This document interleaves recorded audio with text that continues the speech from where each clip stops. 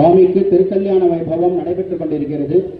ஒவ்வொரு வைபவமா சொல்லிட்டே வந்து முதல்ல எஜமான சங்கல்பம், அப்புறம் சக்தி புண்ணியாவாசனம், மங்களகரமான ரிக்வேத மந்திரங்களை சொல்லி வருண பகவானை ஆவாகனம் செய்து சப்த நதிகளையும் ஆவாகனம் செய்து அந்த ஜலத்தினாலே இருக்கக்கூடிய பூஜை பொருட்கள் எல்லாம் சுத்தம் செய்து புரோட்சணை செய்து அதற்கு அடுத்தபடியாக ரக்ஷாபந்தனம் சொல்லக்கூடிய காப்பு கட்டுதல், அந்த காப்பிற்கு ஆவாகன பூஜைகளாக நடந்தது. அடுத்தது காப்பு கட்ட போறோம். அதற்கு முன்னாடி அக்னி பிரணயனம், அக்னி பூஜையானது நடந்தது. அப்புறம் பாருங்க அந்த இடத்துல பாலிகைன்னு ஒன்று வச்சிருக்கோம். 5 மண் குடுவையில நவதானியம்லாம் இட்டு இருக்கு. எல்லாரும் கல்யாணத்துல வைக்கிறதா வழக்கம், எல்லாருக்குமே தெரியும் இல்லையா? நவதானியம் வைக்கிறது பாலிகைன்னு சொல்லிட்டு நவதானியம்ன்றது. இது எதற்காக அப்படின்னா, யாரும் பேசாதீங்க, எதற்காக கல்யாணம் பண்றோம் அப்படின்னா வம்ச விருத்திக்கு. தெரியுமில்ல? எல்லாருமே தெரியும், வம்ச விருத்திக்காக கல்யாணம் நடக்கிறது. அந்த வம்சமானது எப்படி விருத்தி ஆகும் அப்படின்னா, இந்த பாலிகையில முளையிடுறோம் இல்லையா, அந்த பீஜம் விதைகள், அப்பெல்லாம் 7 நாள் கல்யாணம் நடக்கும். 7 நாள் கல்யாணம். நினைச்சு பார்த்தாலும் அப்பா 7 நாள்ல என்ன இப்படி சொல்றீங்க நீங்க? அப்ப நடந்திருக்கு, அதனால சொல்றேன். 7 நாள் கல்யாணம் நடந்திருக்கு. அப்புறம் 5 நாள் ஆச்சு, 3 நாள் ஆச்சு, இப்ப 2 நாளா இருக்கு. 2 நாள் இருக்கான. அது வரைக்கும் நம்ம சந்தோஷப்படணும். ஏன்னா ரிசப்ஷனையும் சேர்த்துக்கும். கல்யாணம் 1 நாள் தான், அந்த 1.5 மணி நேரம் முகூர்த்தம் தான் கல்யாணம். ரிசப்ஷன்லாம் வைக்கிறா இல்லையா, அதனால 2 நாள்ல வச்சுப்போம் கணக்குக்கு. 2 நாள் கல்யாணம் நடக்கிறது. அப்பவும் கல்யாணத்துக்கு அந்த பாலிகைன்றதெல்லாம் உண்டு.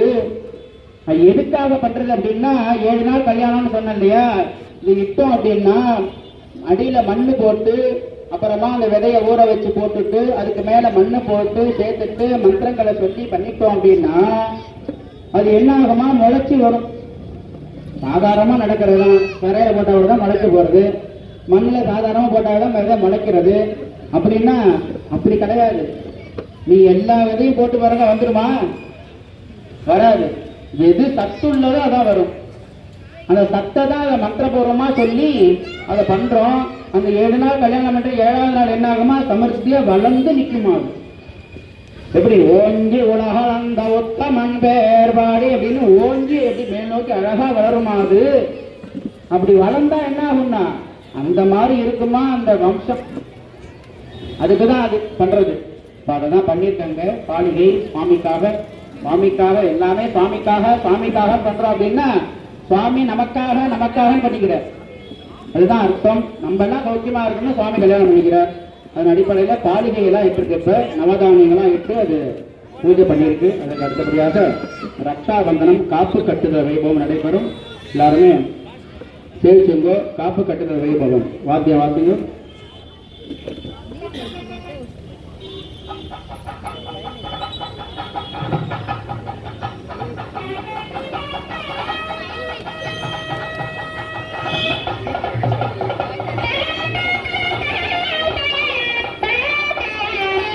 சொத்தை சேர்த்துங்க.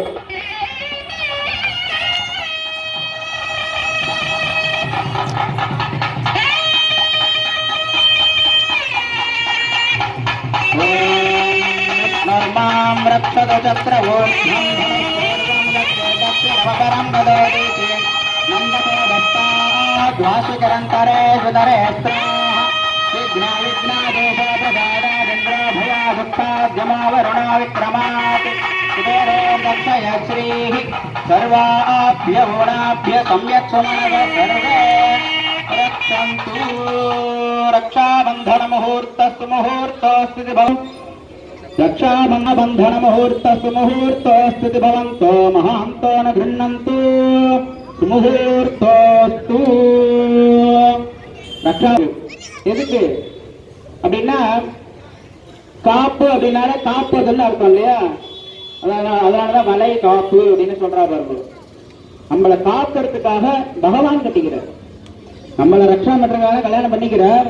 அதுக்காக காப்பு கட்டின்னு இருக்கா, தாயாரும் காப்பு கட்டின்னு இருக்கா. எதற்கா அப்படின்னா, பொதுமக்கள் அனைவரும் சௌக்கியமாக இருக்க வேண்டும் அப்படின்றதுக்காகத்தான் சுவாமி இந்த காரியங்கள் எல்லாம் நடத்துகிறார். அடுத்ததாக பொதுவா கல்யாணத்துல சொன்ன இல்லையா, புது வஸ்திரம் இருக்கிற பீரோவெல்லாம் திறந்து பார்த்தா, இப்பெல்லாம் பீரோவெல்லாம் திறந்தா புடவையெல்லாம் கொட்டுறது. எங்க துணி எதுவுமே வைக்க முடியல. அப்படிதான் இருக்குன்னு நினைக்கிறேன் எல்லாரும் வீட்லயும். எங்க வீட்டுல அப்படிதான் இருக்கு. பீரோ திறந்தோம்னா ஒரே கலர் கலரா இருக்கு. சரி வெள்ளையா வேஸ்டிங்க கண்படுமான்னு பார்த்தா இல்ல. அதுக்கு தனி பீரோ வாங்கி வச்சா அதுலயும் புடவை தான் உட்காந்துருக்கு. நம்ம இதெல்லாம் ஏதோ மூலையில ஏதோ கல்புல எங்கேயாவது வார்ட்ரோப்ல அந்த மாதிரிலாம் வச்சுக்க வேண்டியிருக்கு. அதனால புதுசு அப்படிங்கிறது வச்சுட்டே இருக்க தோணும், எடுக்கவே மனசு வராது. அப்படி ஒரு எண்ணம் எல்லாருக்கும். அது எடுத்துட்டா அது ஆயிடுமோ, கசங்கிடுமோ, அழுக்காயிடுமோ, எதுக்கு வாங்குறது, உடுத்திக்கிறதுக்கு.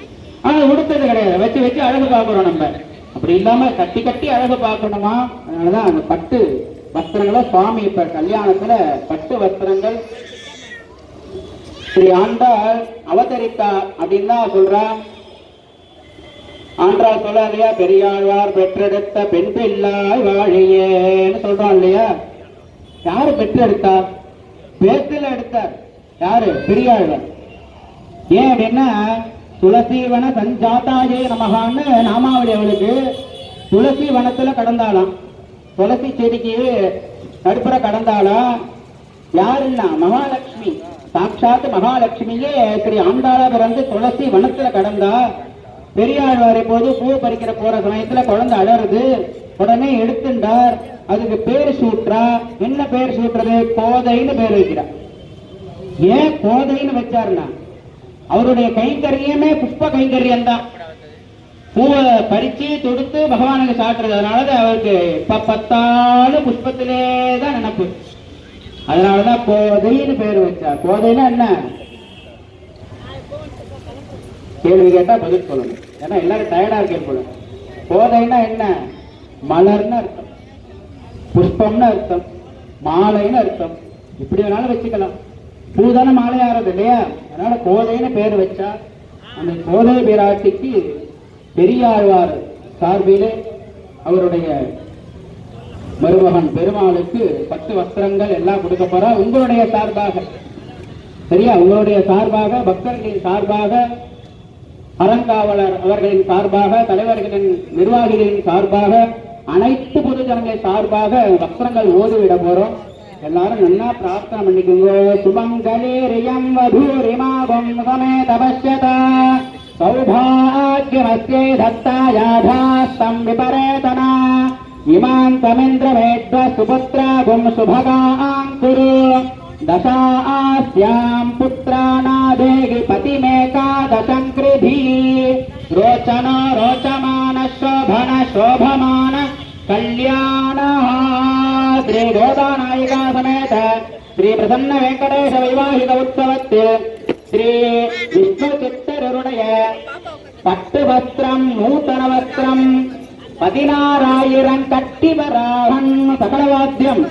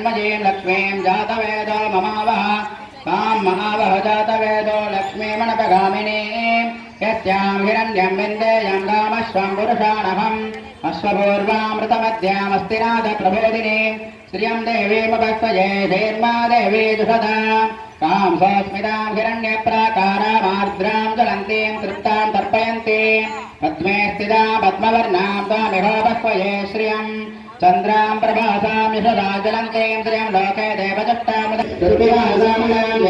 लक्ष्मीनाशयाम् अबोधिमृतमृत्सः कर्तमेण प्रजाभूतां विस्मरवर्धमा श्रियं वासय मे भजे मातरं पद्ममालिने आपदस्करदृष्टिकानि चिकेतवसमेघे वितदेवीमापदविस्यं वासय मे भजे आद्रां पुटने पुटने सूर्यां यन्मयेन लक्ष्मीनारायणः आर्द्रां यत्कर्णे मृत्युं विन्दरामृतायने चन्द्रां विरण्मयेन लक्ष्मीं जातवेदमानः तां प्रबोधं महादेव्यै च विद्महे विष्णुपत्न्यै च धीमहि तन्नो लक्ष्मी प्रचोदयात् महादेव्यै च विद्महे विष्णुपत्न्यै च धीमहि तन्नो लक्ष्मी प्रचोदयात् भुवर्लक्ष्मी दुवर्लक्ष्मी कालकर्णी तन्नो महालक्ष्मी प्रचोदयात् ओम भूर्लक्ष्मी भुवर्लक्ष्मी दुवर्लक्ष्मी कालकर्णी तन्नो महालक्ष्मी प्रचोदयात् वाक्यम् देवताभ्यो नमः यथाभागं नारङ्गीफलं दाडिमीफलं काश्मीराफलं द्राक्षाफलानि मे नमः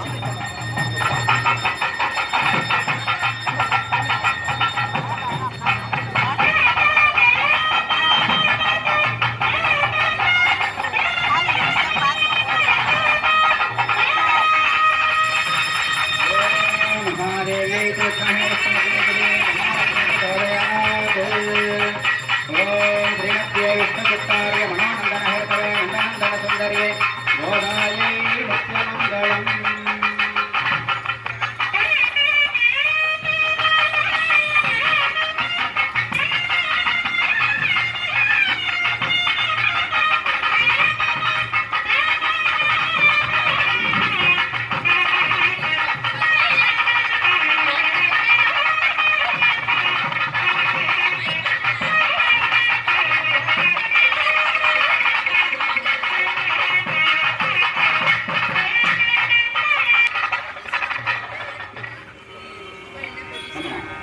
மூலவர் தாயாருக்கு பத்மாவதி தாயாருக்கு திருமாவளி காரணம் எல்லாரும் இங்கேயே இருங்கோ பண்ணிட்டு வந்துருவா. அப்புறம் இங்க நிறைய வைபவங்கள் இருக்கு, எல்லாரும் அமைதியா இங்கேயே இருக்கும்.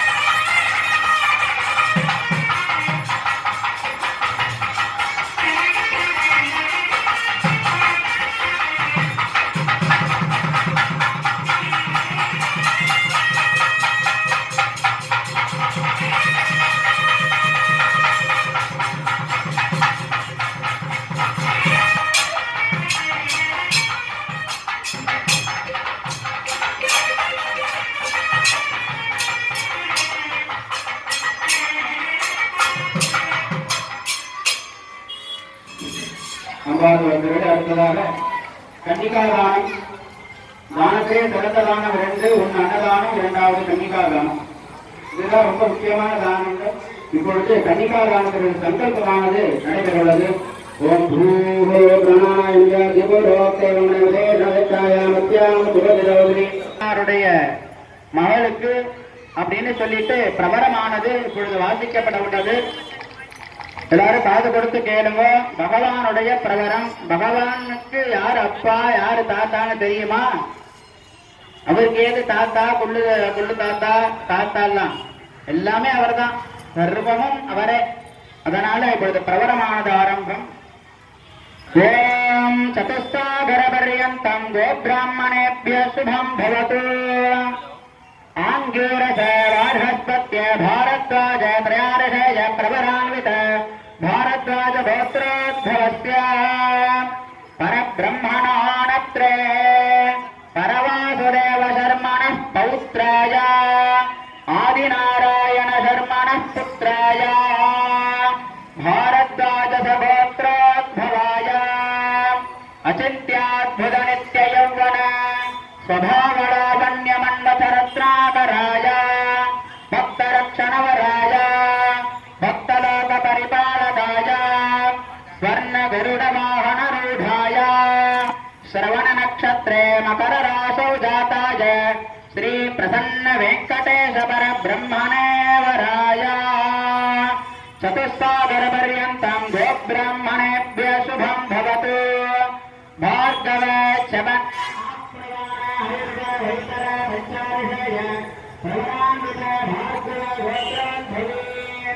लोकजननी तुलसी मानवोद्भवा विश्वजित्त प्रियसुता भार्गवी पूर्वगुणे नक्षत्रे सिंहराशौ जाता श्री गोदानाम्नी इमां कन्या. चतुस्सागरपर्यन्तं गोब्राह्मणेभ्य शुभं भवतु. आङ्गीरस बार्हस्पत्य भारद्वाज त्रयार्जय प्रवरान्वित भारद्वाज गोत्रोद्भवस्य परब्रह्मणात्रे परवासुदेव शर्मणः पौत्राय आदिनारायण शर्मणः पुत्राय भारद्वाज गोत्रोद्भवाय अचिन्त्याद्भुतनित्ययौवन स्वभावलावण्यमन्मथरत्नाकराय कन्यां गणकवं पन्नां गणकौर्भराभुव वास्यामि तवे तुभ्यं ब्रह्मलोकं गुरुः.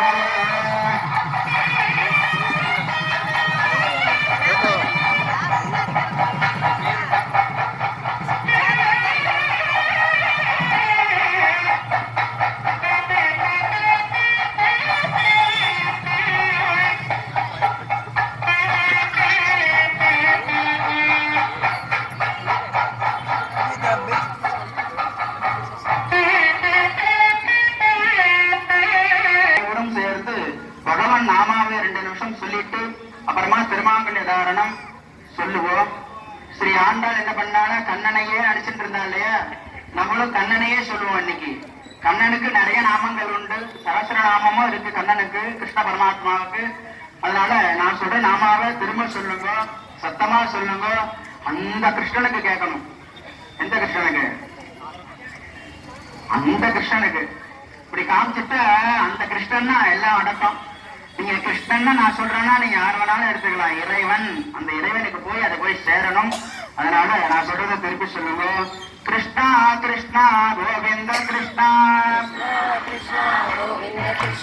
கோவிந்த கோவிந்த கோபால கிருஷ்ணா கோவிந்த கோபால கிருஷ்ணா கிருஷ்ணா கிருஷ்ணா கோவிந்த கிருஷ்ணா கிருஷ்ணா கோவிந்த கிருஷ்ணா கோவிந்த கோவிந்த கோபால கிருஷ்ணா கோவிந்த கோபால கிருஷ்ணா கிருஷ்ணா கிருஷ்ணா கோவிந்த கிருஷ்ணா கிருஷ்ணா கிருஷ்ணா கோவிந்த கிருஷ்ணா கோவிந்த கோவிந்த கோபால கிருஷ்ணா கோவிந்த கோவிந்த கோபால கிருஷ்ணா கிருஷ்ணா கிருஷ்ணா கோவிந்த கிருஷ்ணா கிருஷ்ணா கிருஷ்ணா கோவிந்த கிருஷ்ணா கோவிந்த கோவிந்த கோபால கிருஷ்ணா கோவிந்த கோவிந்த கோபால கிருஷ்ணா. இந்த நாம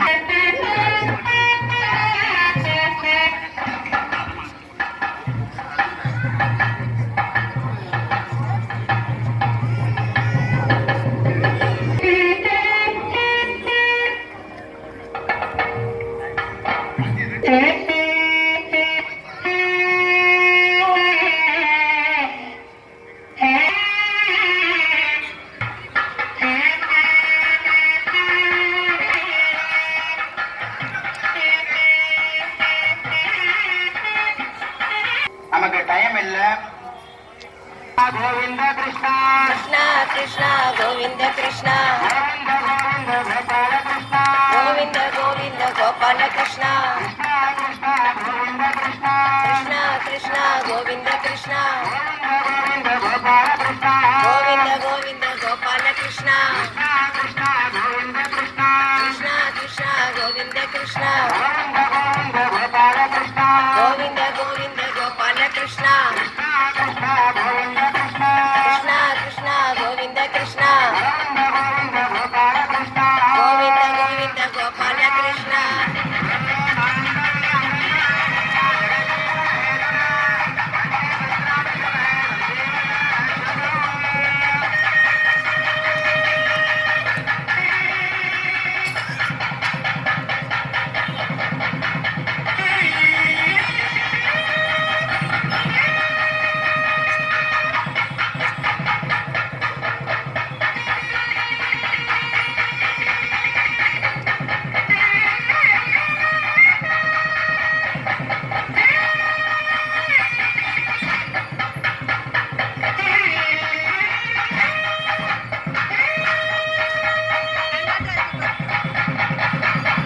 मांगल्यधारण मुहूर्त सुमुहूर्त स्थित भवंत महांतो न गृह्णन्तो मांगल्यधारण मुहूर्त सुमुहूर्त स्थित भवंत महांतो न गृह्णन्तो मांगल्यधारण मुहूर्त सुमुहूर्त स्थित भवंत महांतो न गृह्णन्तो आनंद भैरवी